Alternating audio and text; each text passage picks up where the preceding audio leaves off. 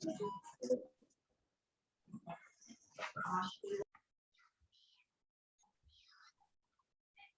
izin Ustadz Wahyudi, ini Silakan. bisa dimulai? Silakan, silakan.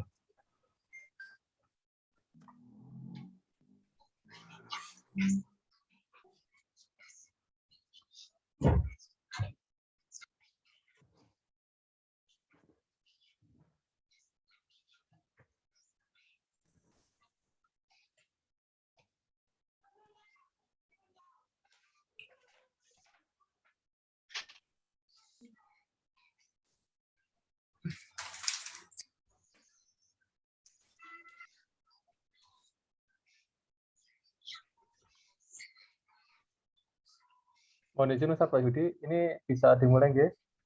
Silakan, silakan. Baik, bismillahirrahmanirrahim. Assalamualaikum warahmatullahi wabarakatuh. Waalaikumsalam warahmatullahi wabarakatuh. Alhamdulillahirabbil alamin. Wassalatu wassalamu ala asrofil anbiya'i wal mursalin wa ala alihi wa ashabihi ajmain. Alhamdulillahirabbil alamin. Bapak Ibu sekalian, kita bisa berkumpul lagi pada kesempatan malam ya kalau di Indonesia di pengajian Juanda edisi ke-7.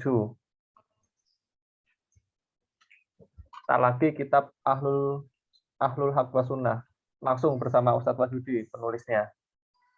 Pada kesempatan kali ini kita akan mendengarkan materi dari Ustadz Wahyudi dengan topik antara Taimiyah dan Wahabiyah. Namun sebelum kita memulai, alangkah baiknya kita memulainya dengan bacaan basmalah terlebih dahulu bersama-sama. Bismillahirrahmanirrahim.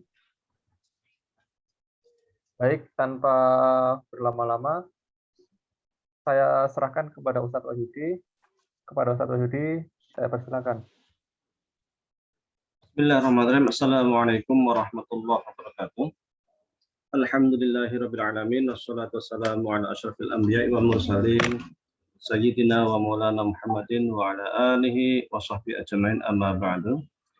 Jamaah sekalian yang kami hormati, puji syukur kehadirat Allah Subhanahu wa taala, pada kesempatan kali ini kita masih bisa sama-sama ngaji bareng, tukar pengalaman, tukar pikiran.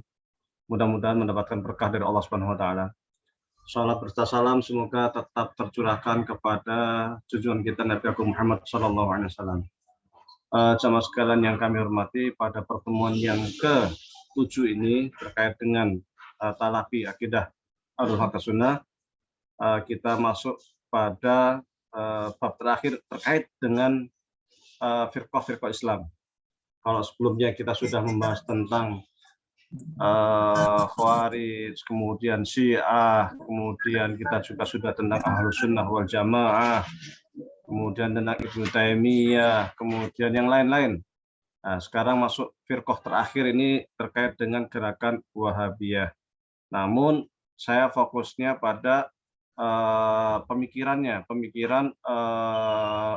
Muhammad bin Abdul Wahab, kemudian kita komparasikan dengan pemikiran Syekh Islam Ibnu Taimiyah.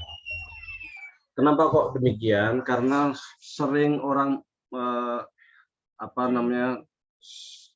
sering orang itu salah paham.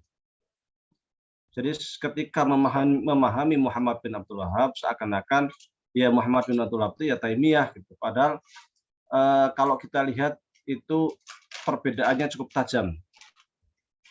Kita tahu Ibnu Taimiyah itu kan tahun 700-an Hijriah ya. 600 sekian sampai 700 sekian Hijriah. Kalau Ibnu Taimiyah itu belum lama, itu 1200-an Hijriah. Atau abad ke-17 Masehi. Jadi jaraknya cukup lama sebenarnya. Kalau kita lihat dari sisi pemikiran, seperti yang telah kami sampaikan tempo hari, bahwasanya pemikiran Ibnu Taimiyah ini sangat ensiklopedis. Ibnu Taimiyah itu memang sangat luar biasa.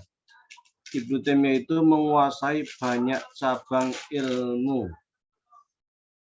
Secara fikih beliau itu penganut Hambali. Muhammad bin Abdul Wahab juga Hambali, tetapi kalau dilihat dari pemikiran Muhammad bin Abdul Wahab, itu ada beberapa perbedaan Hambalinya Syekh Islam Ibnu Taimiyah dengan Muhammad bin Abdul Wahab. Syekh Islam Ibnu Taimiyah itu hambalinya bisa dikatakan sangat hambali lah. Bahkan punya syarah, saya lupa judul kitab itu terkait dengan fikih mazhab hambali. Hanya ada beberapa perbedaan mungkin diantaranya terkait dengan fatwa talak, di mana 4 mazhab termasuk Syafi'i, Hambali, Maliki, dan juga Hanafi itu mengatakan ketika seseorang suami mengatakan talak kepada istrinya 3 kali talak dalam satu majelis, maka dianggap 3 talak. Sementara Imam Ibnu Taimiyah itu mengatakan itu 1 talak. Dan pendapat Ibnu Taimiyah terkait hal ini sesungguhnya mengambil dari pendapat Syiah Ja'fariyah seperti yang dinukil oleh Imam Abu Zahrah di dalam bukunya Imam Ibnu Taimiyah. Jadi judul bukunya itu Imam Ibnu Taimiyah, karya Imam Muhammad Abu Zahrah.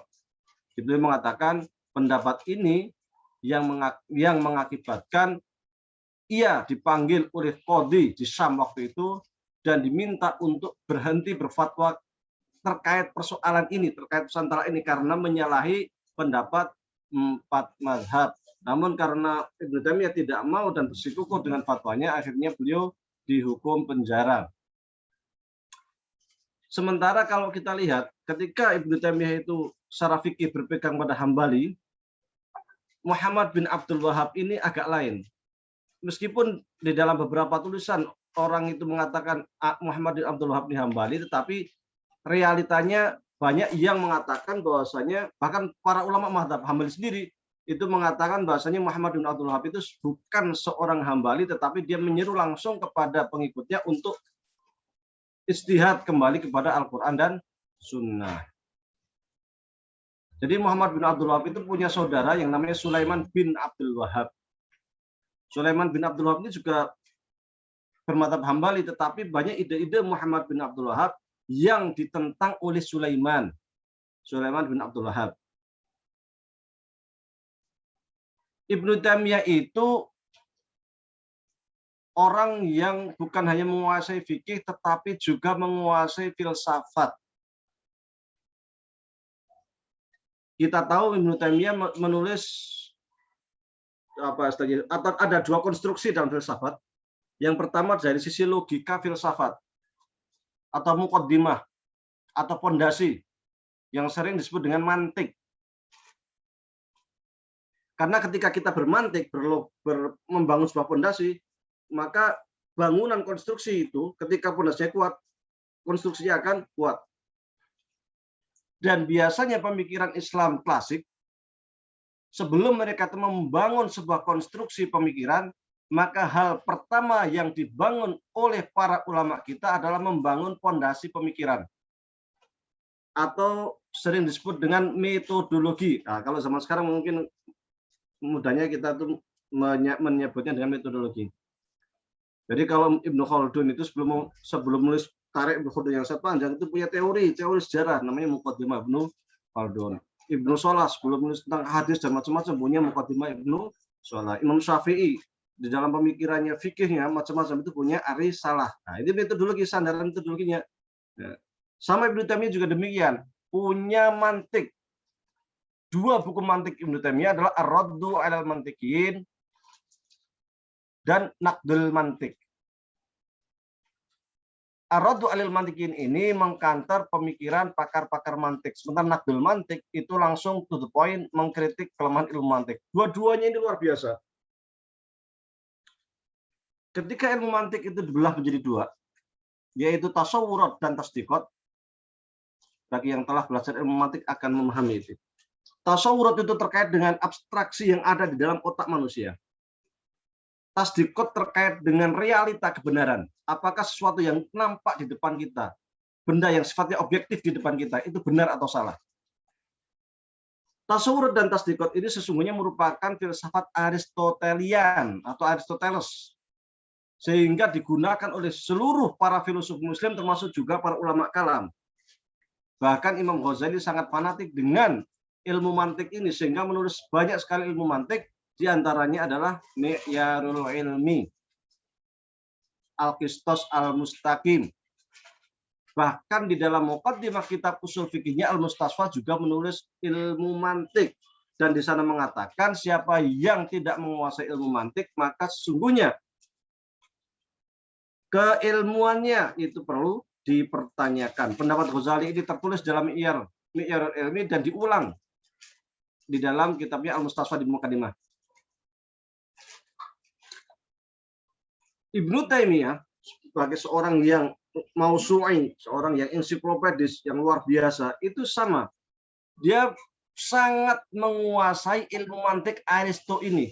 Karena kemampuannya inilah, maka dia bisa mengkritisi kelemahan-kelemahan yang ada di dalam ilmu mantik Aristo. Bukan hanya terkait dengan tasdikot, tetapi juga terkait dengan tasawurat, bahasan tasawurat abstraksi. Karena menurut Ibnu Taimiyah bahwasanya pemikiran seseorang itu atau kebenaran sesuatu itu bukan hal yang ada di dalam abstraksi otak manusia. Kebenaran itu sesungguhnya sesuatu yang terletak di luar otak manusia. Itulah kebenaran, sifatnya empirik. Maka bisa dikatakan bahwasanya Ibnu Taimiyah ini sebelum para filosof barat mengkritik filsafatnya atau logikanya Aristoteles, Ibnu Taimiyah sudah dahulu menulis buku Naqdul Mantik, dilihat dari sisi tasawuratnya dan tasdikotnya. Kalau kita lihat Muhammad bin Abdul Wahab sama sekali tidak menguasai pemikiran ini dan tidak punya bangunan pemikiran terkait dengan mantik dan filsafat. Bahkan kecenderungannya mengharamkan ilmu mantik dan mengharamkan filsafat. Sementara Ibnu Taimiyah itu sangat menguasai mantik dan filsafat. Bahkan semestinya kalau memang mereka itu mengidolakan Ibnu Taimiyah, semestinya bahasan-bahasan terkait mantikul hadis atau terkait dengan mantik yang sifatnya empirik ini justru mestinya dikembangkan. Bahwa kebenaran itu sifatnya empirik, realita itu mestinya dikembangkan sehingga menimbulkan perkembangan kemajuan di dalam ilmu pengetahuan, sains dan teknologi. Karena Barat pun demikian. Apa maksudnya kebenaran ada di luar otak? Maksudnya begini, jadi kata Ibnu Taimiyah. Mantik Aristoteles itu kan kalau membuat definisi sesuatu, itu kan menggunakan tasawurat istilahnya itu. Abstraksi yang ada dalam otak manusia.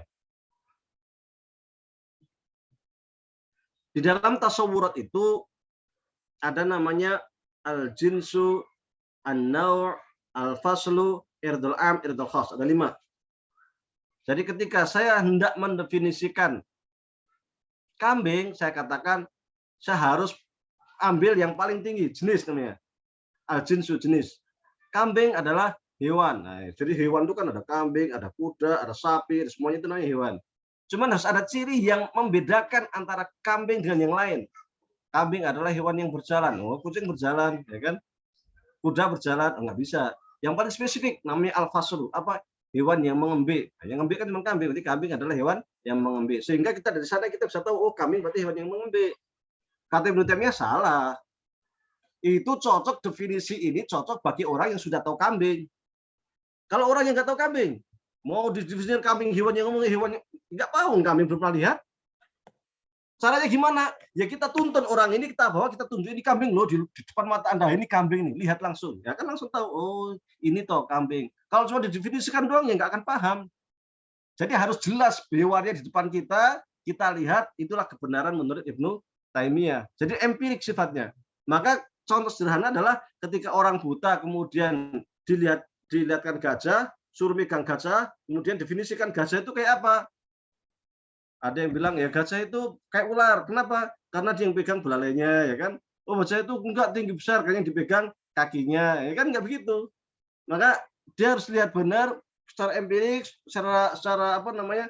Secara komprehensif baru ketahuan, oh berarti gajah itu seperti ini kan gitu. Dipegang belalainya, kakinya, tubuhnya baru bisa membuat definisi. Ini diantara kritik Ibnu Taimiyah. Sehingga yang mantik atau logika yang dibangun Ibnu Taimiyah adalah mantik hadis atau mantik yang sifatnya itu empirik. Ini yang mestinya dikembangkan oleh Muhammad bin Abdul Wahab. Tapi Muhammad bin Abdul tidak menyentuh sama sekali terkait bahasan itu, bahasan mantik. Maka ketika kita membaca kitab-kitab Muhammad bin Abdul Wahab, baik usul salasah, kasfus syubhat atau yang lain-lain, tidak menyinggung masalah ilmu mantik. Bahkan gerakan-gerakan pengikut Muhammad bin Abdul Wahab saat ini cenderung mengharamkan mantik dan filsafat. Sementara Ibnu Taimiyah justru orang atau pioner yang membangun mantik yang sifatnya empirik. Ini perbedaan yang sangat mendasar ini. Yang selanjutnya adalah terkait dengan bangunan filsafat. Karena dia sudah mempunyai struktur, standar bangunan tadi, mempunyai buku filsafat yang cukup tebal, yaitu Dar'u Ta'arudil Akli wan Nakli. Buku ini setebal 11 jilid.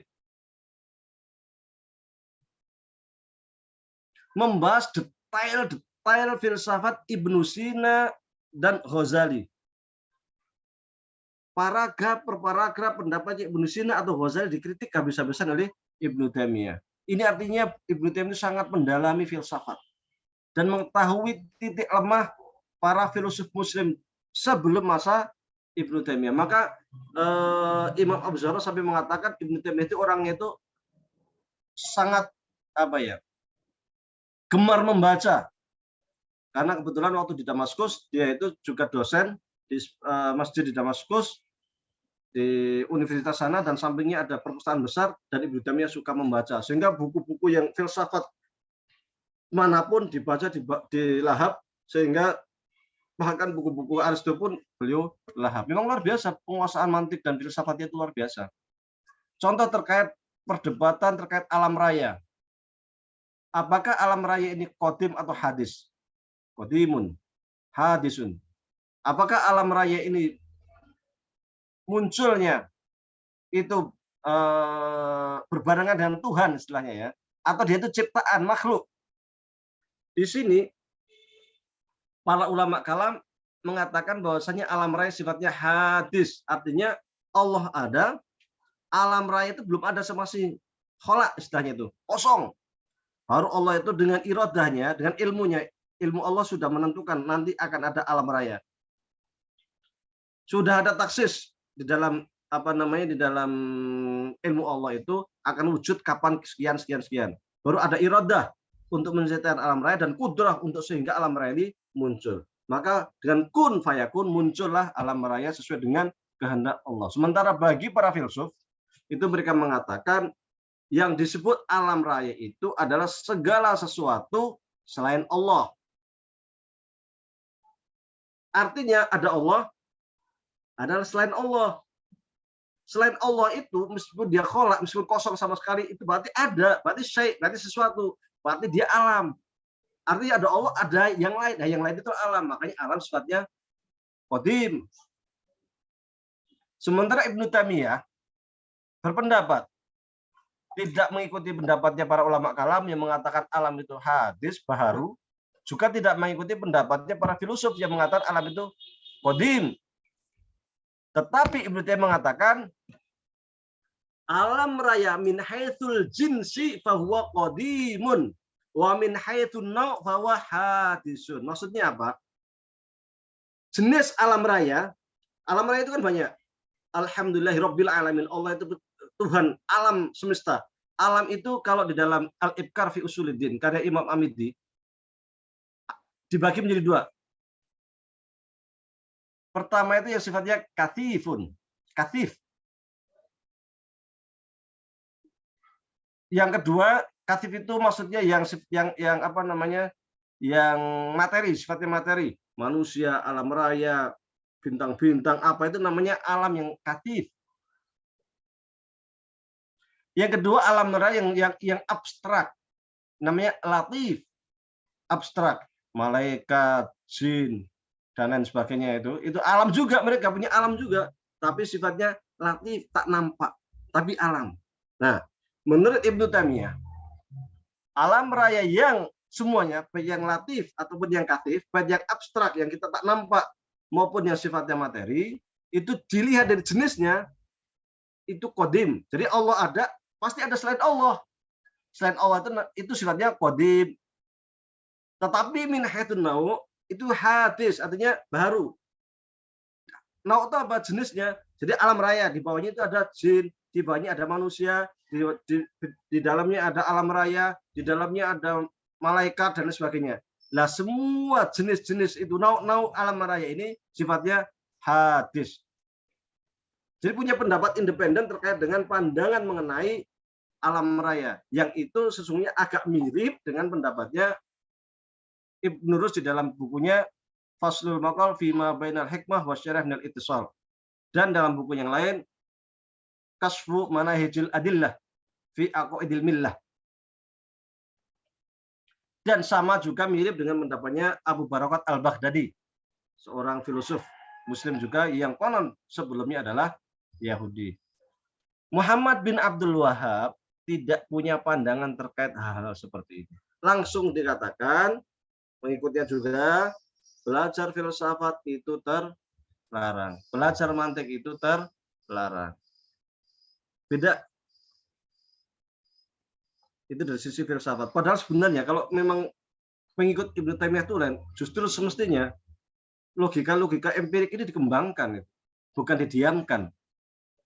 Maka kita sayang sekali setelah masa Ibnu Taimiyah ini kalau dikembangkan akan sangat luar biasa sebenarnya. Kemudian dilihat dari sisi praktek, atau Ibnu Taimiyah itu dia dakwahnya murni dengan pemikiran. Ceramah di Syam,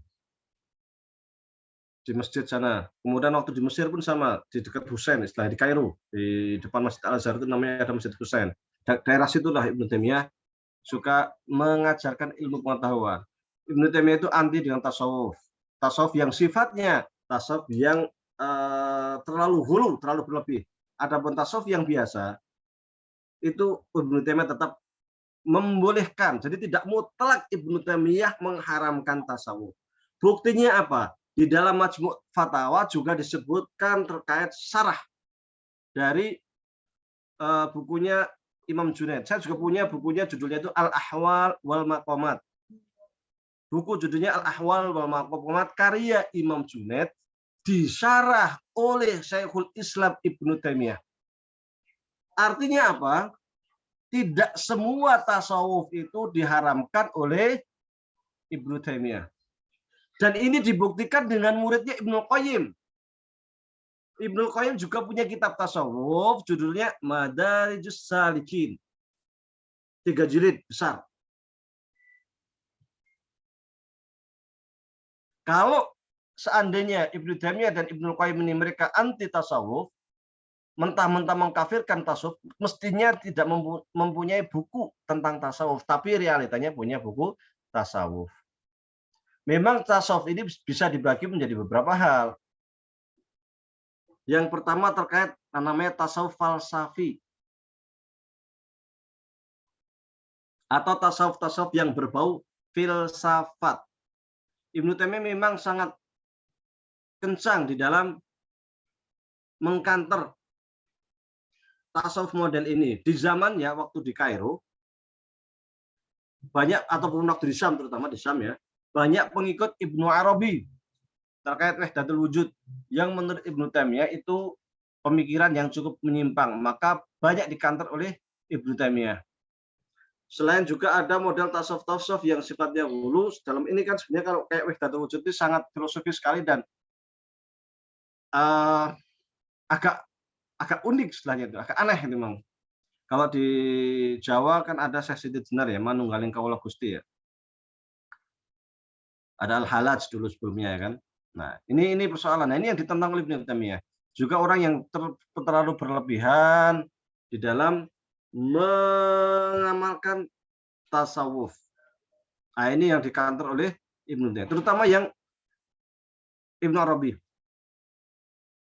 Tapi tidak serta-merta mengharamkan seluruh tasawuf. Buktinya beliau mempunyai buku syarah Al-Ahwal wal Maqamat karya Imam Junaid.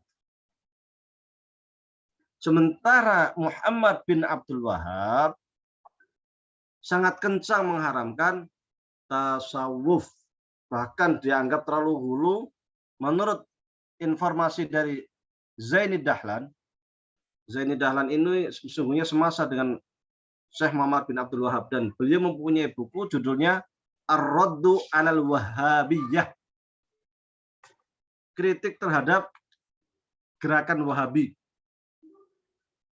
Saya kadang heran dengan Zaini Dahlan ini, kenapa pendiri Muhammadiyah yang dulu namanya Muhammad Darwis kok berubah menjadi Ahmad Dahlan. Apakah ada hubungannya dengan Syekh Zaini Dahlan itu? Tapi Syekh Zaini Dahlan itu sangat anti sekali dengan Muhammad bin Abdul Wahab gitu. Kenapa kok Ahmad Dahlan namanya nggak diganti aja kan dengan Muhammad bin Abdul Wahab gitu. Tapi kok Ahmad Dahlan gitu. Ini kadang sampai saat ini saya juga tanda tanya ini, apakah ada keterkaitan di sana atau tidak. Zaini Dahlan ini menyebutkan tentang perilaku Muhammad bin Abdul Wahab, di mana dia itu sangat anti terhadap tasawuf, bahkan berkoalisi dengan ahli Su'ud, dan bahkan menghancurkan makam-makam yang dianggap bertentangan dengan Islam menurutnya. Kalau Zaini Dahlan lebih kencang lagi. Zaini Dahlan sampai mengatakan menurut Muhammad bin Abdul Wahab, rukun Islam itu ada 6 katanya. Yang satu kan mestinya 5 itu kan. Yang satu lagi adalah siapapun yang bukan pengikut Muhammad bin Abdul Wahab maka dia tidak muslim, misalnya gitu. Karena kalau kita lihat terkait dengan pengkafiran macam-macam, Muhammad bin Abdul Wahab itu mudah mengkafirkan lawan politik atau lawan pemikirannya, meskipun tidak meskipun dia itu sesungguhnya hanya beda pendapat gitu. Maka Sulaiman bin Abdul Wahab, karena sudah sering sekali menyampaikan nasihat ke Muhammad bin Abdul Wahab kok tidak didengarkan, khawatir dia dibunuh, akhirnya dia ke Madinah, memisahkan diri dari Muhammad bin Abdul Wahab. Dari Madinah dia banyak menulis buku memberikan kritikan terhadap pemikiran Muhammad bin Abdul Wahab. Ini saudaranya Muhammad bin Abdul Wahab, namanya Sulaiman bin Abdul Wahab. Yang sejawat dengan dia adalah Zaini Dahlan, Syekh Zaini Dahlan. Ini sesungguhnya dia itu masih keturunan Quraisy, silsilahnya. Nah, mereka sangat kencang dalam memerangi tasawuf dengan menghancurkan kuburan ataupun tempat-tempat yang dianggap itu syirik. Itu tasawuf. Selanjutnya, terkait dengan cara dakwah. Ibnu Taimiyah itu ketika berdakwah itu memang sangat kencang sekali. Maksudnya dari sisi bahasa yang digunakan. Tetapi tidak kemudian sampai praktek. Artinya di bahasa itu, wah dia itu memang bodoh. Kita bilang, wah dia itu nggak berilmu.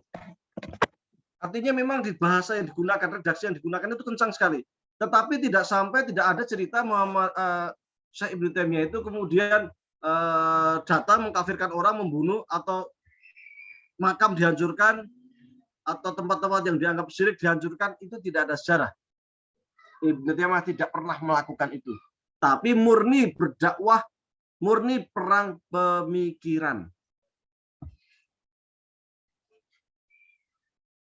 Sementara Muhammad bin Abdul Wahab, atau barangkali karena dia berkoalisi, punya kepentingan politik yang sama dengan ahli Su'ud, maka ketika sudah berkoalisi dengan ahli Su'ud, dakwahnya itu, praktiknya itu sangat kencang. Maka istilahnya itu semua yang dikatakan syirik dihancurkan. Orang-orang kafir perangi, musyrik diperangi. Cuman Zaini Dahlan ini mempertanyakan,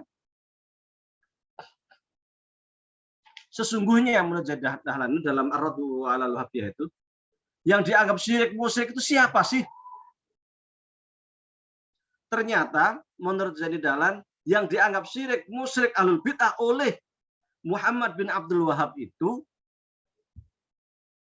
bukan musyrik, benar-benar musyrik, tetapi sesungguhnya mereka itu orang muslim, tapi tidak sepaham dengan pemikiran Muhammad bin Abdul Wahab. Dan Muhammad bin Abdul Wahab memang punya jargon ar-ruju' ilal Quran wa sunnah, kembali ke Quran sunnah. Seperti halnya Ibnu Taimiyah. Tetapi di sini jargon rujuk ilal Quran wa sunnah yang digaungkan oleh Ibnu Taimiyah berbeda dengan gaung ar-ruju' ilal Quran wa sunnah seperti yang digaungkan oleh Muhammad bin Abdul Wahab. Perbedaannya di mana? perbedaannya adalah bahwa ar-rujuk ilal Quran was sunnah bagi Syekh Ibnu Taimiyah itu bagi para ulama yang memang kompeten di dalam penguasaan ilmu agama.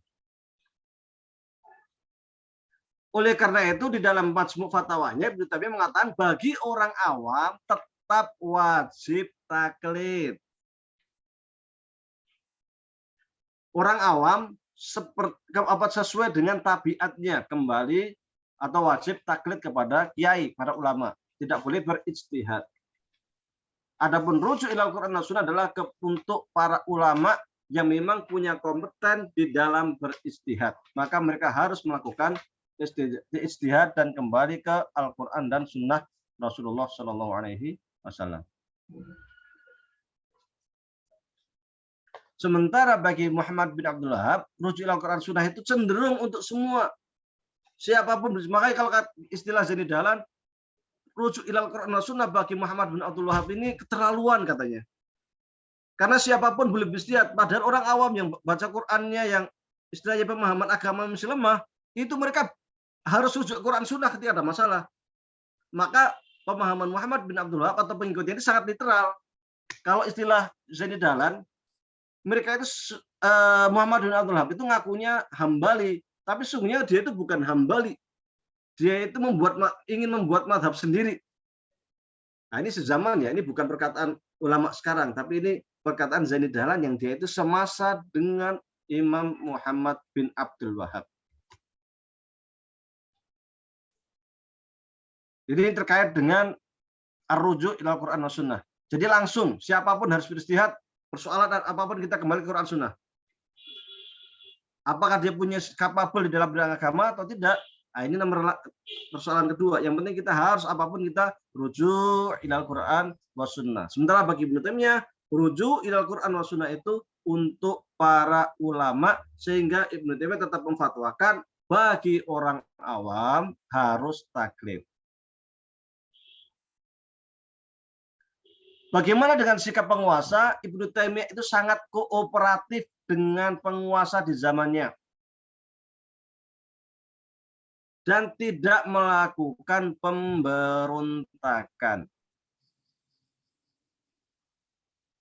Bahkan Ibnu Taimiyah itu di masa Sultan Nasir, zaman Mamalik waktu itu mulai di Mesir, waktu terjadi perang Tatar nyerang, si Kozan ini salah seorang pemimpin Tatar yang waktu itu ingin menyerang Damaskus, maka Syekh Ibnu Taimiyah segera mengirim surat ke Sultan Nasir yang ada di Mesir untuk mengirimkan bala tentaranya segera melawan Tatar. Padahal waktu itu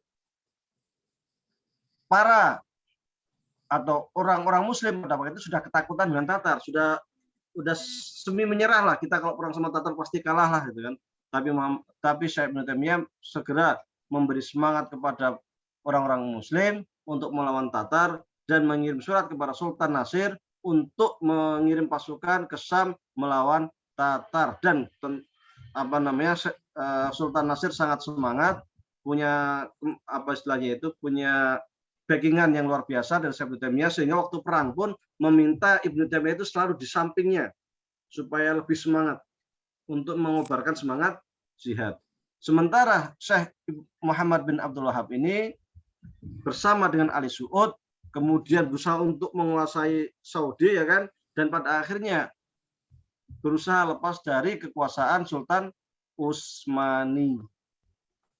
Meskipun pada akhirnya pertempuran untuk memperluas kekuasaan untuk melawan Utsmani bisa dipadamkan, namun setidaknya seluruh daerah Hijaz itu menjadi wilayahnya Ali Suud. Jadi Ibnu Taimiyah itu perangnya keluar, yang dilawan itu Tatar, bukan Sultan di dalam sendiri, tidak menyerang Khalifah Islamiyah sendiri, tidak, kan seperti itu. Ini dari sisi politik. Memang ada kesamaan antara Ibnu Taimiyah dengan Muhammad bin Abdul Wahab, yaitu terkait dengan tauhid. Memang ide-ide tauhidnya Muhammad bin Abdul Wahab ini mengambil dari ide-ide Imam Syekh Ibnu Taimiyah terkait dengan 3 tauhid, uluhiyah, rububiyah, asma wa sifat. Itu mengambil dari Ibnu Taimiyah. Tapi yang diambil sayangnya hanya ini. terkait dengan pemahaman fikih yang luar biasa, pemahaman filsafat yang luar biasa, dan lain-lain, tidak ditangkap. Dan yang berkembang di dunia Islam saat ini umumnya adalah gerakan Wahabiyah, bukan Taimiyah. Memang benar dikata sebut Wahabi, emang benar pengikut Muhammad bin Abdul Wahab. Karena kalau Taimiyah itu lebih ensiklopedis pemikirannya, lebih komprehensif. Semua cabang ilmu dikuasai oleh Ibnu Taimiyah. Sementara Muhammad bin Abdul Wahab itu mungkin lebih kepada akidah. Adapun jargon pemurnian kembali ke Quran Sunnah, kemudian membersihkan bid'ah khurafat itu menjadi debatable sejak di zamannya. Karena yang disebut musyrik, yang disebut ahlul bid'ah itu ternyata adalah kelompok di luar Muhammad bin Abdul Wahab, termasuk kalangan empat madhab, termasuk Zainuddin Dahlan ini madhabnya Syafi'i. Dia mufti Mekah waktu itu. Itu sangat mengkanter pendapatnya Muhammad bin Abdul Wahab. Sulaiman bin Abdul Wahab ini Hambali. Beliau juga memberikan kritik tajam terhadap pemikirannya Muhammad bin Abdul Wahab karena sering dianggap melenceng dari pemikiran jumhur ulama. Di antaranya terkait tawasul, terkait ziarah kubur, terkait macam-macam. Nah, Muhammad bin Abdul Wahab ini juga mencampur adukkan persoalan fikih dan persoalan akidah. Dan ini sesungguhnya akibatnya cukup fatal ketika mencampur adukkan persoalan fikih dan akidah. Persoalan fikih itu implikasi hukumnya adalah halal, haram, mubah, makruh, sunnah. Persoalan akidah itu implikasi hukumnya adalah muslim, musyrik, munafik. Seperti itu. Jadi ketika orang menyembah berhala, musyrik. Ya kan? Seorang muslim tetapi dia itu hanya mengakui Imam Ali sebagai khalifah yang sah setelah Nabi Muhammad, maka dia Syiah, ya kan? Syiah itu disebut ahlu balal, ahlul bid'ah, dan lain sebagainya. Artinya apa? Implikasinya nanti akan ke sana, muslim, munafik, dan sebagainya. Orang yang selalu meminta kepada selain Allah dan percaya bahwa di sana ada penolong selain Allah, dia musyrik. Ketika ini campur aduk akan repot. Contoh ziarah kubur. Ziarah kubur ini persoalan fikih. Ketika kemudian dimasukkan ke dalam persoalan akidah, maka orang yang ziarah kubur itu menjadi musyrik. Repot jadinya kan? Padahal ketika dia dianggap musyrik, itu sudah keluar dari Islam. Implikasinya dia boleh dibunuh. Boleh orang lain itu tidak diperkenankan menikah dengan perempuan mereka, jika meninggal tidak boleh dikuburkan di penguburan muslim, anaknya tidak dapat waris. Jadi implikasi kafir itu tidak sederhana, implikasi musyrik itu tidak sederhana. Terkait tawasul, terkait masang gambar, itu semua itu fikih. Jangan kemudian perkara fikih ini dimasukkan ke dalam perkara akidah, implikasinya kemana-mana. Sehingga kalau informasi dari Zainuddin Dahlan, dia mengatakan banyak orang-orang muslim yang dikafirkan, dimusyrikkan oleh Syekh Muhammad bin Abdul Wahab. Sehingga banyak orang yang dibunuh oleh pengikut Muhammad bin Abdul Wahab, kemudian hartanya itu dianggap sebagai harta ghanimah. Ghanimah yang itu kemudian seperlima dikasihkan ke pemimpin mereka, sisanya lagi kemudian dibagi ke antar mereka. Ini informasi dari Zainuddin Dahlan. Jadi orang-orang yang dibantai, dianggap musyrik dan lain sebagainya itu ternyata adalah sesama muslim, namun oleh mereka dianggap sesat, terutama dari kalangan Asy'ariyah.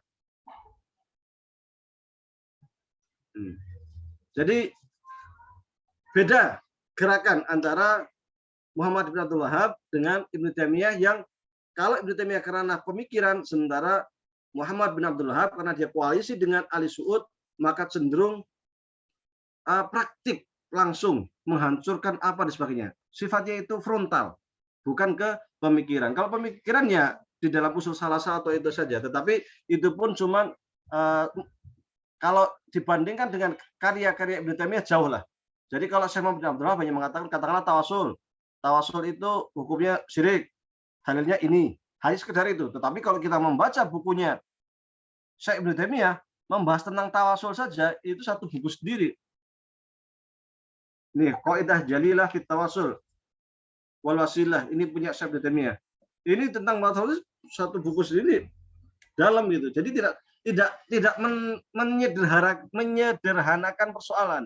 Sementara Muhammad bin Abdul Wahab cenderung menyederhanakan persoalan. Baik, karena sudah hampir 1 jam, kita lanjut dalam sesi dialog. Kurang lebih mohon maaf. Assalamualaikum warahmatullahi wabarakatuh.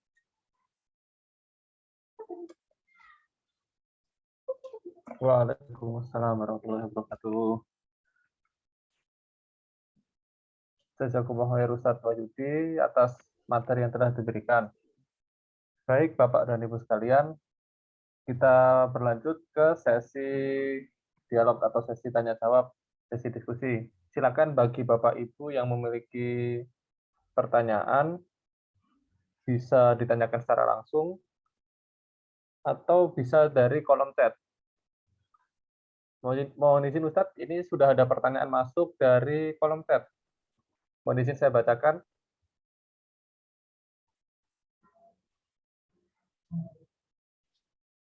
Dari Bapak Sufyan. Dulu salah satu jargon dakwah Muhammadiyah adalah melarang taklid sebagai bagian dari pengaruh Wahabi. Bagaimana penjelasannya Ustadz? Karena banyak orang Muhammadiyah sampai sekarang juga anti taklid. Salah satunya untuk membedakan dengan Nahdiyin yang sangat patuh dengan kiainya. Di Muhammadiyah itu ada namanya majelis tarjih dan tajdid. Hanya dibuat jadi untuk berfatwa itu melalui majelis tarjih dan tajdid. Artinya apa? Bahwasanya di sana ada ulama yang memproduksi hukum. Bagaimana dengan jamaah yang di bawah? Sampai sekarang diminta untuk mengikuti fatwa majelis tarjih dan tajdid. Artinya apa? Jamaah Muhammadiyah juga taklid, diminta taklid kepada majelis tarjih dan tajdid. Andai tidak taklid, maka semua jamaah Muhammadiyah boleh membuat fatwa sesukanya. Bahkan sesungguhnya kalau kita membaca sejarah dari bentuknya majelis tarjih dan tajdid ini, salah satu tujuannya adalah untuk menyatukan atau mencari pendapat yang paling kuat agar menjadi pedoman bagi jamaah Muhammadiyah. Karena andai semua manusia atau semua umat Islam itu wajib beristihad, tidak boleh taklid, ini sangat berbahaya. Orang kampung yang nyangkul, kerjaannya nyangkul, yang bahasa, yang sholat aja, baca Quran aja susah ya kan. Masa suruh istihad, nggak boleh taklid, suruh baca Quran langsung istihad sendiri. Orang kita yang kadang sudah bertahun-tahun ngaji pun belum bisa beristihad ya kan. Orang yang pedagang yang kerjaannya pagi datang ke pasar, kelontong, tuang kelontong, pulang malam, yang ngaji aja susah, masa harus suruh beristihad? Nggak masuk akal. Maka terkait dengan rujuk ilal Quran dan Sunnah itu adalah untuk para ulama, dan di sini dirumuskanlah majelis tarjih dan tajdid itu. Andai Muhammadiyah itu tidak membolehkan taklid, tidak perlu ada majelis tarjih dan tajdid. Ngapain juga ya gitu? Biar semua anggota jamaah Muhammadiyah itu beristihad, semua beristihad sendiri-sendiri, langsung istihad, langsung rujuk ilal Quran Sunnah sendiri-sendiri. Tapi dengan ada majelis tarjih itu maksudnya ada para ulama yang beristihad untuk menjadi pedoman bagi jamaah yang awam di Muhammadiyah. Lah jamaah yang awam ini mengikuti taklid kepada majelis tarjih. Untuk apa? Meringankan mereka. Maka ketika Anda membuka himpunan putusan tarjih, itu sifatnya sangat simpel. Tidak ada banyak perbedaan pendapat, tidak disebutkan sistem istidlal. Jadi cukup dalil tapi tidak ada sistem istidlalnya. Kenapa demikian? Karena memang apa yang ada di HPT itu untuk orang awam, supaya siapapun membaca itu langsung paham, bisa praktek. Andai dibuat ilmiah, cara istidlalnya begini, ini baknya iltisaq, ini baknya litab'id, implikasinya begini, orang awam makin nggak paham. Hanya memang di Muhammadiyah itu tidak atau dianjurkan untuk tidak taklid buta. Taklid buta itu apa? Apa kata kiai udah ikuti kemanapun terserah, pokoknya kata kiai ikuti. Enggak. Tapi biasanya ditanya, ini alasannya apa? Ini kenapa? Ya gitu. Tapi kalau sekedar taklid, ya kalau orang awam nggak taklid kasihan lah. Saya aja ya setelahnya bertahun-tahun belajar ya masih taklid juga, belum bisa beristihad kan. Karena untuk ijtihad itu syaratnya berat. Apalagi kalau ketika Anda membaca syarat-syarat ijtihad para ulama, itu tidak sederhana untuk ijtihad. Maka kemudian para ulama kita membuat syarat-syarat mustahid. Ada namanya mustahid mutlak, ada namanya mustahid madhab, ada namanya mustahid muqayyad, ada macam-macam. Dan paling bawah itu muqallid. Kenapa harus ada hierarki seperti itu? Ya karena untuk sampai kepada mustahid itu bukan persoalan sederhana. Harus tahu usul fikih, metodologi ijtihad, nasih mansuh, ulumul Quran, bahasa Arab, dan lain sebagainya. Harus dia kuasai. Kalau tidak keteteran, nggak mungkin. Bagaimana dia tahu, katakanlah dalam Al-Quran, salah takuru. Bagaimana dia tahu kata kuru itu maknanya ada dua makna. Dia lafal mustarok. Bisa bimanal haid, bisa binatohor. Orang kampung di Indonesia bahasa Arabnya nggak bisa. Tanya tentang kuru. Pusing. Wamsau biru usikum bak litaqid bal ilil iltisaq. Sehingga implikasinya, kalau menurut Syafi'i seluruh juz'un minhu, sebagian rambut sudah sah karena menganggap bak itu litaqid untuk sebagian. Sementara Hanafi mengatakan semuanya karena bak itu iltisaq seumpama. Orang kampung suruh kayak gini, ya nggak mungkin. Maka bagi orang awam, yang namanya taklid itu sebuah keniscayaan, sebuah keharusan. Ibnu Taimiyah sendiri mengatakan demikian, termasuk Imam Syatibi juga mengatakan, termasuk Ibnu Hazm, bahkan Ibnu Hazm yang seorangnya itu selalu mengatakan rujuk Al-Quran sunnah, rujuk Al-Quran, tetap aja mengatakan orang awam harus taklid. Jadi aneh ketika dikatakan orang awam tidak boleh taklid, harus rujuk Al-Quran wa sunnah. Dan ini termasuk yang menurut Syekh Zaini Dahlan, termasuk Muhammad bin Abdul Wahab ini yang selalu mempromosikan untuk kita rujuk Al-Quran dan sunnah untuk siapapun. Ini informasi dari Zaini Dahlan di dalam bukunya Ar-Raddu 'alal Wahabiyah. Wallahu a'lam.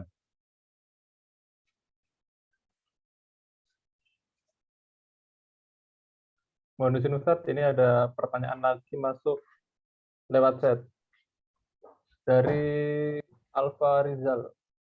Assalamualaikum Ustadz, izin bertanya Ustadz mengenai Wahabiyah, mengapa saudara-saudara kita dari Salafi tidak mau ketika disebut dengan istilah gerakan Wahabi? Karena meyakini kalau Wahabi berasal dari pemikiran Abdul Wahab bin Rustum. Apakah ada sumber informasi yang demikian Ustadz? Terima kasih. Kita itu iktimat, kita itu berpegang kepada karya. Andai pun tidak disebut Muhammad bin Abdul Wahab, terserahlah disebut apapun. Tapi kan yang mereka pegang bukunya kan Ushul Salasah, Kasyfus Syubhat. Nah, buku-buku itu karya Muhammad bin Abdul Wahab, bukan karya Muhammad bin bukan Muhammad bin Abdul Wahab bin Rustum, bukan. Tapi Muhammad bin Abdul Wahab yang memang dia itu tokoh yang dianggap tokoh pembaharu itu. Jadi kita konsentrasinya pada karya, buku pegangan. Sampai saat ini orang-orang Salafi tetap menggunakan kitab Ushul Salasah, Kasyfus Syubhat, dan lain sebagainya. Kemudian istilah itu kan la mujadalah fil istilahat, istilahnya kan fil mustalahat. Kita nggak perlu berdebat lah soal istilah. Tapi kan kita melihat pada substansi itu sendiri, apa yang mereka gunakan. Buku apa yang menjadi pegangan? Sumbernya kemana mereka belajar? Kan seperti itu intinya. Adapun sekarang macam-macam. Kalau mungkin ya, mereka tidak mau disebut gerakan Wahabi karena memang konotasi Wahabi itu kurang baik kesannya ya. Karena memang biasanya katakanlah beberapa kelompok Islam sering dianggap itu gerakan yang suka membid'ahkan, yang apa, yang macam-macam. Maksudnya konotasi nggak baik sehingga mereka lebih suka menggunakan istilah Salafiyah. Padahal andai kata disebut Salafi, yang Salaf itu siapa sih? Salaf itu kan generasi awal. Makanya Ahlus Sunnah wal Jamaah itu kan disebut generasi mengikuti generasi Salaf. Salaf itu kan generasi 300 tahun pertama. Generasi tahun pertama itu diantaranya ya 4 madhab itu, Hanafi, Syafi'i, Maliki, Hambali. Bahkan siapa Al-Ibanah, siapa namanya? Sebentar, kok jadi lupa. Al-Ibanah, siapa namanya? Syekh Imam Abu Hasan Al-Asy'ari.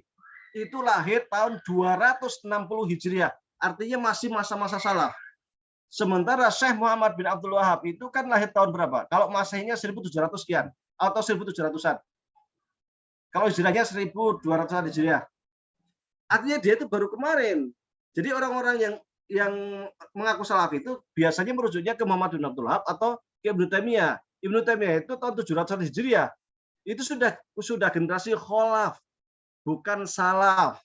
Kalau benar mereka mengikuti gerakan salaf, semestinya ya ikutilah para mazhab fikih, akidahnya akidah yang dipegang oleh Imam Syafi'i, Hanafi, Hambali, Asy'ari, Maturidi, yang itu memang generasi salaf, bukan yang khalaf. Kalau memang mereka itu berpegang teguh kepada manhaj salaf menurut mereka, atau salafi menurut mereka. Tapi kan enggak.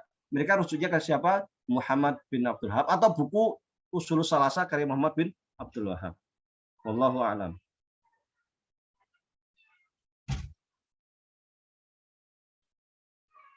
Di sini Ustadz, ini ada pertanyaan masuk lagi dari Fahrudin. Pak Fahrudin. Assalamualaikum Ustadz. Mohon penjelasan Ustadz, apa yang membuat umat Islam di Indonesia, terutama NU dan kadang-kadang para pejabat sangat membenci Wahabi dan kadang-kadang mengaitkan dengan Muhammadiyah. Kalau Wahabi itu gerakan pemikiran Islam, maka yang tidak sepaham semestinya menghormati atau toleran, bagaimana dicontohkan oleh para ulama salaf. Mereka bisa dan terbiasa berbeda pendapat, tapi tetap bersahabat. Kalau Wahabi itu gerakan politik, bukankah itu gerakan politik lokal di Arab Saudi? Tidak ada kaitannya dengan urusan kita. Apakah ada kitab tulisan Muhammad bin Abdul Wahab yang isinya menganggap kafir orang yang tidak sepaham dengan mereka? Sebagaimana sering dituduhkan oleh orang-orang bahwa Wahabi itu kelompok takfiri. Syukron, Ustaz. Sebentar saya tunjukkan kitabnya. Tadi ditanya kitab ya. Saya bawa kayaknya. Nah, ini ada Risalatul Dalail fi Hukmi Muwalati Ahlul Isyraq. Ini ada satu buku. Ini ada buku lagi kitab Syarh Kitab Tasfiyus Syubhat. Ada lagi satu lagi kayaknya saya. Sebentar. Yang Usul Salasah.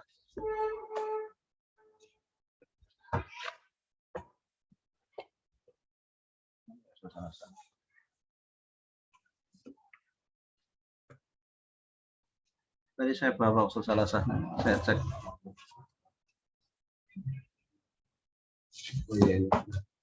Nah, ini ada buku Usul Salasah. Kita akan melihat di sini.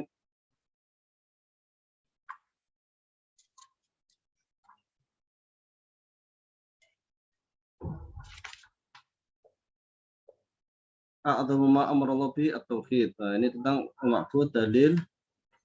Nah, ini intinya ada di buku sini. Ini banyak bisa dibaca di daftar isinya di dalamnya. 3 buku ini. Anda tadi yang nanya buku ya. Itu ada kitab salah satu usul. Ini saya lihat. Ini bisa dicari lah, di download, nanti ada banyak itu di ini di Google. Ini bisa di download ini. Kemudian ini ada Syarh Kitab Tasfiyus Syubhat. Ini karya Syekh Muhammad bin Abdul Wahab. Ini ada lagi tentang Risalatul Dalail. Nah, ini buku-buku yang sebenarnya sangat kencang di dalam menyerang atau menganggap yang lain itu kafir, termasuk mereka yang ziarah kubur, mereka yang tawasul, mereka yang tabaruk, itu dianggap sebagai perbuatan kafir. Nah, ini kan persoalan nih. Ini banyak disebutkan. Nanti bisa dilihat sendiri. Intinya ada 3 buku ini. Kalian tulis, kalian download di internet, kemudian kalian baca-baca. Kayaknya terjemahannya sudah banyak.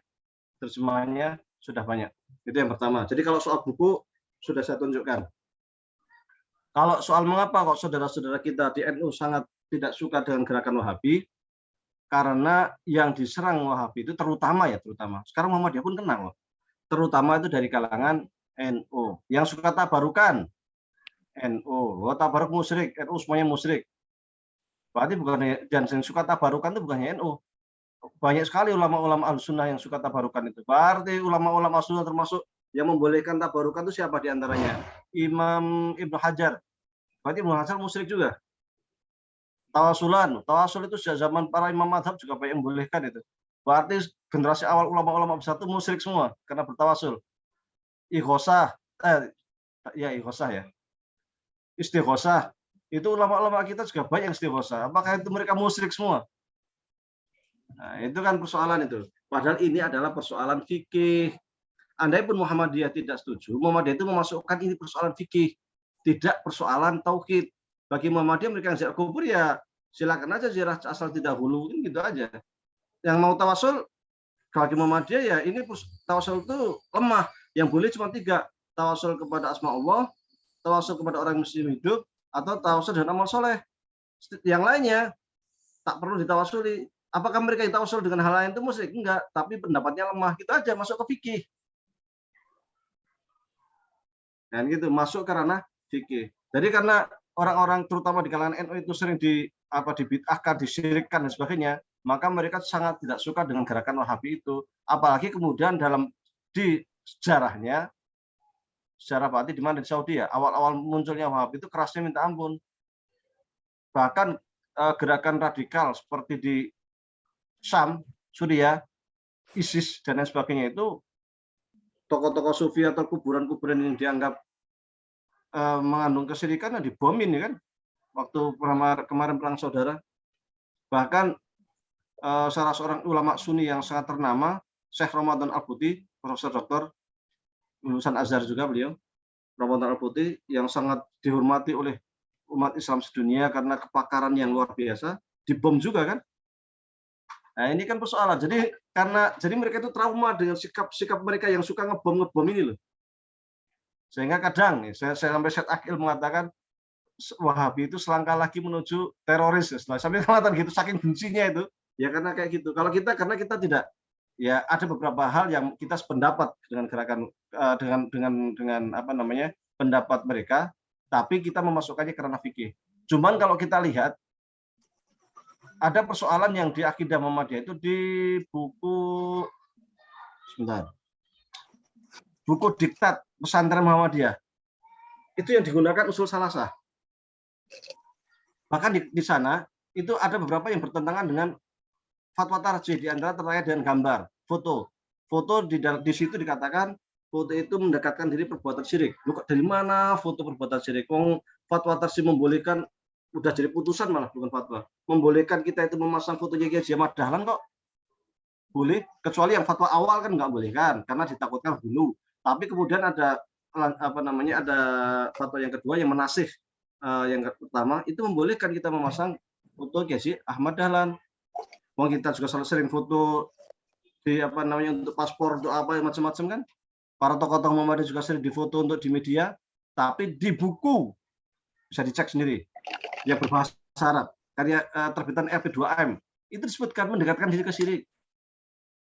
Dan yang digunakan usul salasah. Yang saya heran lagi di Muhammadiyah itu kalau Anda buka HPT bab iman itu nggak ada usul salasah itu. Nggak ada pembagian tauhid di 3, tetapi di masyarakat justru yang berkembang kok seperti ini kan, ikut tauhidnya, kebanyakan ikut tauhidnya Muhammad bin Abdul Wahab. Bahkan di PUTM jadikan rujukan, jadikan mukoror, jadikan buku diktat. Nah, cuman memang karena ada Muhammadiyah itu banyak hal yang mungkin seide dengan Salafi sehingga kita tidak begitu frontal. Tapi di NU karena memang yang diserang itu mereka sangat benci sekali gitu. Tapi sekarang di Muhammadiyah di kalangan bawah juga sudah mulai resah. Karena ketika Masjid Muhammadiyah dikuasai Salafi, ujung-ujungnya mereka walak itu apa? Apa istilahnya itu? Apa bahasa Indonesia walak ya? Jadi ininya dia itu lebih cenderung ke Salafi, ya, bukan ke Muhammadiyah jadinya. Kalau udah orang Muhammadiyah yang ke Salafi, ujung-ujungnya apa? Menganggap fatwa tarjih salah, ru'yah salah, hisab salah, macam-macam lah. Akhirnya orang-orang tarjih disalahkan. Akhirnya menjadi persoalan. Akhirnya di Kalimantan mana? Kalimantan Barat atau mana itu? Saya lupa. Itu sampai membuat peraturan kalau Masjid Muhammadiyah itu harus bersih dari gerakan Salafi. Sampai dibuat fatwa seperti itu karena saking meresahkannya. Dan itu sekarang udah banyak itu di daerah Pantura dan Jakarta. Itu gerakan Salafi juga udah mulai banyak yang mulai masuk ke gerakan Muhammadiyah, sudah meresahkan. Di tempat saya di Temanggung, daerah Parakan, daerah Ngadrejo juga sudah mulai. Jadi sudah mulai meresahkan gitu di kalangan internal Muhammadiyah sendiri. Kan seperti itu. Karena ketika sudah masuk ke Muhammadiyah sudah rujukannya bukan fatwa tarjih lagi, tetapi fatwa-fatwa dari Syekh Utsaimin, Syekh bin Baz dan lain sebagainya. Padahal kita berorganisasi itu ya biar rapi, biar tertib ya ikut majelis tarjih gitu. Nah, ini menjadi persoalan nih. Jadi kalau dulu yang persoalan untuk NU, sekarang di Muhammadiyah juga sudah mulai persoalan. Maka di bawah juga ada banyak teman-teman kita yang kadang anti salafi di Muhammadiyah juga ketika berhadapan dengan orang salafi yang sudah menjadi tokoh Muhammadiyah menjadi persoalan gitu. Wallahu a'lam.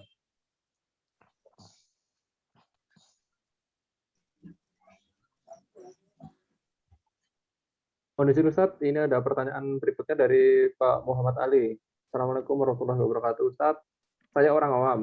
Izin bertanya Ustadz, bagaimana sikap organisasi Muhammadiyah terhadap aliran Wahabiyah? Syukran Ustadz, jazakallah khair. Selama aliran itu tidak merongrong Muhammadiyah, sebenarnya selama tidak merongrong Muhammadiyah ya kita gerakan pemikiran. Tapi sekarang sudah sering merongrong Muhammadiyah, itu masalahnya. Maka jangan kaget kalau Ketua Pimpinan Pusat Muhammadiyah, Bapak Haidar Nasir, itu juga termasuk agak kenceng dengan gerakan Salafi dan Wahabi sampai mengatakan Muhammadiyah bukan gerakan Wahabiyah, kemudian pendiri Muhammadiyah Kiai Haji Ahmad Dahlan tidak terpengaruh oleh gerakan Wahabi dan sebagainya kan. Kenapa beliau sampai keluar dari mulut beliau seperti ini? Bahkan itu disampaikan waktu rapat ataupun pengajian di depan para kiai-kiai pesantren Muhammadiyah. Karena beliau menyadari bahwa setelah dulu gerakan tarbiyah yang merasuk ke Muhammadiyah dan merongrong Muhammadiyah, kemudian beliau mengeluarkan buku terkait dengan gerakan tarbiyah itu, sekarang yang muncul adalah Salafi Wahabi ini. Sehingga secara sore dengan penuh kesadaran berani mengatakan itu di media, bahkan di depan para kiai-kiai Muhammadiyah. Kenapa di depan kiai Muhammadiyah? Karena banyak pesantren Muhammadiyah yang ke arah sana. Diktatnya usul salasa. Bukan matan dari himpunan putusan Tarjih Muhammadiyah. Padahal istilahnya itu kita kan punya HPT. Ngapain rujukannya ke usul salasa? Kita punya HPT. Terus Munas Tarjih yang habis miliaran itu untuk apa itu? Kalau lembaga Muhammadiyah sendiri nggak mempraktekkan malah ditinggalkan. Harus muktamar, sewa tempat, hotel, berhari-hari, dialog, ujung-ujungnya yang dibawa yang dipakai usul salasa bukan HPT dan didiamkan saja. Mestinya itu kan ditegur semestinya. Kecuali pesantren non Muhammadiyah itu bebas lah, atau orang Muhammadiyah yang ceramah di luar Muhammadiyah itu bebas lah. Tetapi ketika sudah di dalam organisasi Muhammadiyah, semestinya yang digunakan ya HPT. Kembali ke HPT. Nah, ini kan menjadi persoalan itu. Nah, ini menjadi tugas bersama sebenarnya. Jadi intinya kalau gerakannya itu masih pemikiran, ya lawan dan pemikiran kita toleransi, tetapi ketika sudah merongrong di dalam gerakan Muhammadiyah, maka harus ada tindakan tegas dari organisasi. Seperti yang di Kalimantan, tegas langsung. Karena jika dibiarkan, ya organisasi kita bisa pecah nantinya itu. Jamaah kita itu terpecah. Ya, kita tidak ingin tuh jamaah kita terpecah. Selama sudah ada panduan dari Majelis Tarjih harus tunduk jamaah itu ke Majelis Tarjih. Wallahu a'lam.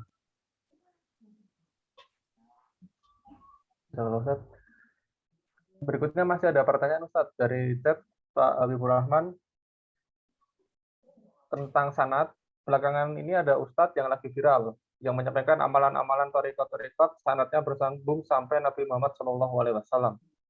Maksud ilmu bersanad itu materinya ditelusur sanadnya atau hanya sekedar gurunya bersambung, Ustaz? Sanad itu memang saya belajar kepada guru saya matematik. Itu kan berarti matematik saya bersanad itu.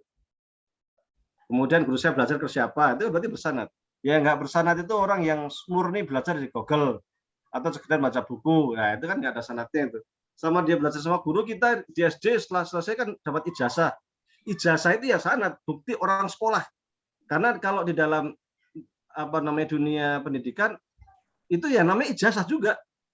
Jadi ijazah sanad namanya. Cuman kemudian oleh lembaga formal itu diformalkan menjadi bentuk ijazah tertulis bahwa si fulan telah selesai belajar di SD Muhammadiyah 1 Jogja, seumpamanya seperti itu. Itu bagian dari sanad juga. Bedanya kalau dulu tuh sanad itu biasanya ditulis guru-gurunya. Saya belajar dari saya ini, saya belajar dari saya ini, saya belajar dari saya ini, kan gitu silsilah. Kalau zaman sekarang karena lebih dominan pada organisasi atau lembaga pendidikan, maka sanad itu berbentuk ijazah dari lembaga pendidikan. Nggak mungkin dong seseorang sekolah di lembaga pendidikan formal nggak ada guru sama sekali, pasti ada guru kan? Nah, itu artinya bersanad gitu. Jadi kalau ada yang mengatakan orang Muhammadiyah nggak bersanad gimana? Emang kita nggak punya ijazah? Kan SD, SMP, SMA Muhammadiyah itu kuliah itu punya ijazah semua. Artinya tersambung gitu. Ada bukti bahwa dia itu belajar kan gitu. Jadi bukan hanya sanad itu bukan hanya berarti apa namanya harus ada kertas. Saya belajar si fulan, silan fulan itu tidak harus seperti itu. Dunia sudah berubah gitu. Kalau kan ada orang yang memang bangga sekali dengan sanad-sanad dia, artinya saya punya sanad sekian, saya punya sanad sekian, punya sanad ilmuwan sekian. Ya oke, nggak ada masalah, itu bagus. Cuman kalau kata Syekh Thayyib, apa namanya masa sanad itu sudah berakhir. Kalau Syekh Ahmad Thayyib, Imam Azhar itu mengatakan begitu. Artinya ya sanad itu sekarang sudah berubah menjadi ijazah formal itu. Itu bukti bentuk dari sanad yang diakui oleh negara. Nah, umat Islam dari zaman dulu memang sudah sangat maju ya. Sebelum ada lembaga formal kita sudah mengenal sanad itu. Nah, sekarang diformalkan dengan bentuk ijazah. Kalau ada kursus dapat sertifikat. Nah, itu sertifikat itu ya sanad. Bukti Anda telah belajar di lembaga tertentu. Wallahu a'lam.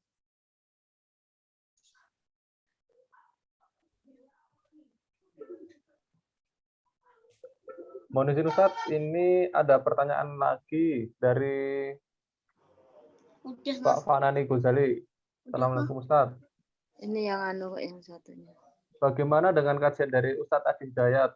Itu termasuk yang mana? Jazakallah khair.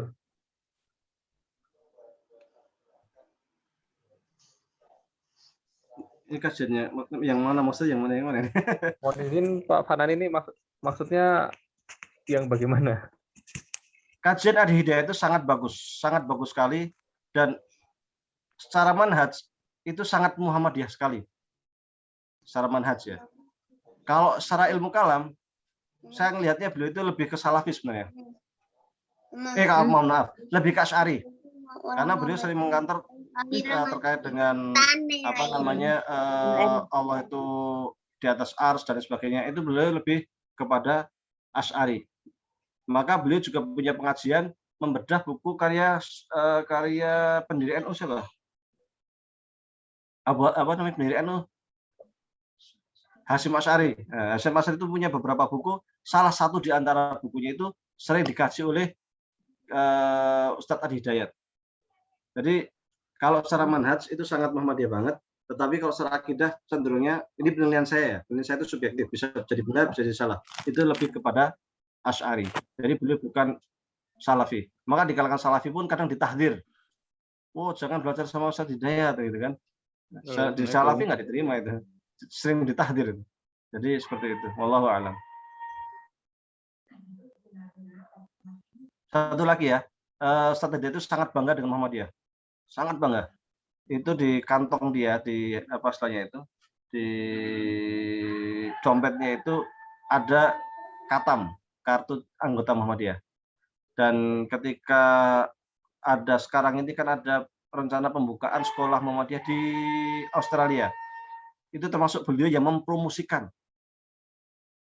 Dan ketika beliau mengisi tentang materi kemuhammadiyahan, memberikan silsilah Syekh Ahmad Dahlan, dan kemudian menerangkan tentang pemikiran Ahmad Dahlan, luar biasa. Sangat Muhammadiyah sekali. Jadi cuman memang beliau lebih suka ceramah di luar. Maksud di luar itu adalah membuat yayasan sendiri kan, yayasan Akhyar Kuantum itu kan. Jadi tapi tidak menghilangkan jati diri beliau sebagai Muhammadiyah dan kebanggaan beliau sebagai jamaah Muhammadiyah. Itu Ustadz Adi Hidayat. Wallahu a'lam.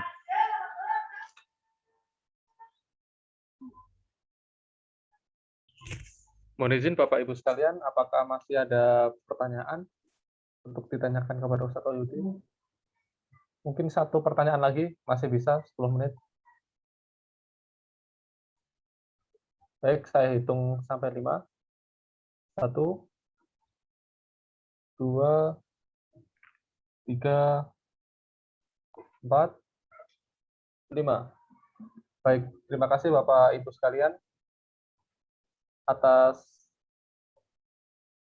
Masuk tuh pertanyaan satu. ada satu pertanyaan lagi. Baik, dari Bapak Danian Marhadi. Wajib Ustadz, kita perisalah Ahlus Sunnah wal Jamaah yang sempat dijadikan kajian beliau. Tapi beliau di kitab tersebut melewatkan pembahasan dari Kiai Haji Hasyim Asy'ari yang membahas tokoh-tokoh baharu. Bagaimana itu, Ustaz? Sebentar. Kitab Risalah Ahlus Sunnah wal Jamaah.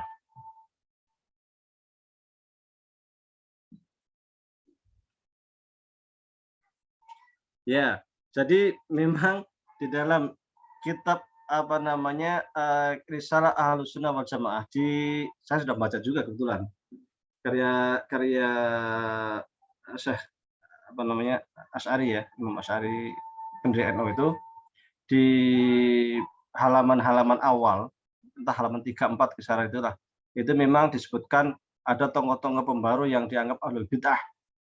Ternyata di antaranya itu gerakan-gerakan yang dianggapnya itu terpengaruh oleh mengaku terpengaruh oleh Imam Muhammad Abduh, kemudian Rasyid Ridha, Muhammad bin Abdul Wahab dan sebagainya. Itu nyindir Muhammadiyah. Jadi Syekh Hasyim Asy'ari itu menyindir Muhammadiyah di situ itu. Saya baca, Jadi kalau di depannya itu beliau tidak sependapat, ya sama. Saya pasti di depannya juga nggak sependapat itu. Karena ya tidak segitunya juga sih. Kebetulan saya ada buku-bukunya Hasyim Asy'ari yang saya dapat di pameran buku di Mesir. Karena buku beliau banyak dicetak di Mesir ternyata. Dan Hasyim Asy'ari ini kalau nulis bahasa Arab. Beliau menulis kisaran 19 buku atau berapa berbahasa Arab. Dan sebagian bukunya bisa di-download di internet. Nah, saya baca yang di-download karena yang risalah ini saya nggak punya. Nah, tapi kalau Anda baca bukunya Imam Asy'ari yang lain, yang saya kok lupa judulnya itu. Beliau itu malah kayak salafi banget itu. Kayak terkait haul. Meskipun NU itu sering ada haul ya, tapi tidak ada haul Kiai Hasyim Asy'ari. Haul Kiai Hasyim Asy'ari yang kesekian kan nggak ada kan? Kalau haul Gus Dur ada, atau Kiai ulama yang lain ada, tapi hasilnya nggak ada. Karena memang beliau termasuk yang tidak setuju itu. Dan banyak hal-hal yang dianggap perbuatan bid'ah yang itu sesungguhnya tradisi NU. Maka kalau ada apakah NU itu mengamalkan pendapatnya Hasyim Asy'ari? Enggak semuanya. Sebagian oke, tapi tidak semuanya. Hasyim Asy'ari itu pemikirannya itu, beliau itu ahli hadis. Beliau itu pakar hadis luar biasa. Dan beliau itu banyak hal-hal yang termasuk musik banyak yang dibid'ahkan sama beliau itu. Yang itu sesungguhnya bertentangan dengan tradisi NU. Nah, jadi andai kata ada Syekh Marzuki ya. Syekh Marzuki kan sering mengatakan Muhammadiyah itu NU semacam-macam lah. Sering mengatakan Muhammadiyah itu tidak sesuai dengan khitah karena Hasyim Asy'ari karena Muhammadiyah itu tidak sesuai dengan Ahmad Dahlan. Kalau andai kata mereka mengatakan demikian, NU pun banyak pendapatnya tidak sesuai dengan Hasyim Asy'ari. Karena pendapat Hasyim Asy'ari itu cukup kencang juga terkait dengan bid'ah itu sesungguhnya. Bisa baca sendiri, bukunya bisa download. Jadi saya tidak bohong ya, bisa download, bisa dibaca sendiri. Termasuk yang tadi Hidayat yang tidak sesuai itu benar. Jadi di bagian awal-awal itu memang nyindir Muhammadiyah. Saya juga tidak setuju. Tapi setelahnya itu banyak terkait dengan bahasan-bahasan tentang bid'ah yang itu justru dekat dengan Muhammadiyah gitu. Pendapatnya Hasyim Asy'ari. Aneh kan? Nah, segitulah. Dunia keilmuan itu biasa seperti itu. Wallahu a'lam. Jazakumullah khair, Ustaz. Baik Bapak dan Ibu sekalian, kita sudah sampai di penghujung acara. Terima kasih atas partisipasinya Bapak dan Ibu sekalian. Pertanyaan-pertanyaannya sangat luar biasa. Terima kasih Ustadz Wahyudi atas ilmu yang telah diberikan pada kesempatan kali ini. Baik Ustadz, mohon izin sebelum acara saya tutup, mohon izin Ustadz untuk berkenan memberikan closing statement pada acara kali ini. Baik, alhamdulillah kita sudah sampai kepada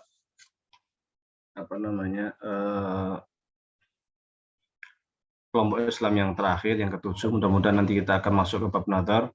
Mudah-mudahan pengajian kita bisa istiqomah, mendapatkan rahmat dari Allah Subhanahu wa taala. Mendapatkan berkah, menjadi sarana kita untuk menggugurkan dosa-dosa kita, karena semua yang belajar, yang mengaji, sungguhnya adalah di kanan kiri kita ada malaikat yang memohonkan ampun kepada Allah Subhanahu wa taala. Allahumma shalli ala sayyidina Muhammadin fil awalin. Allahumma shalli ala sayyidina Muhammadin fil akhirin. Allahumma shalli ala sayyidina Muhammadin fil mala'il a'la ila yaumiddin. Hamdan yuafi ni'amahu yukafi mazidah ya Rabbana lakal hamdu kama yanbaghi li jalalika wa wajhika wa 'azimi sultanik. Rabbana zalamna anfusana wa illam taghfir lana wa tarhamna lanakunanna minal khasirin. Rabbana wa la tahmil 'alaina isran kama hamaltahu 'ala alladziina min qablina. Rabbana wa la tuhammilna ma la taqata lana bihi wa'fu 'anna warhamna anta maulana fansurna 'alal qaumil kafirin. Rabbana la tuzigh qulubana ba'da idh hadaitana wa hab lana min ladunka rahmah innaka antal wahhab. Rabbana hab lana min azwajina wa dhurriyyatina qurrata a'yun waj'alna lil muttaqina imama. Rabbana innana amanna bima anzalta wattaba'na rasulaka kunna masyahidin. Rabbana wa atina ma wa'adtana 'ala rusulika wa la tukhzina yawmal qiyamah innaka la tukhliful mi'ad. Rabbana atina min ladunka rahmah wa hayyi' lana min amrina rasyada. Rabbana ighfir lana dzunubana wa liwalidayna warhamhum kama rabbayana shighara. Rabbana ighfir lana dzunubana wa li ikhwanina alladziina sabaquna bil iman wa la taj'al fi qulubina ghillan lil ladziina amanu rabbana innaka ra'ufur rahim. Allahumma inna nas'aluka 'ilman nafi'a wa 'amalan mutaqabbala wa rizqan halalan thayyiban.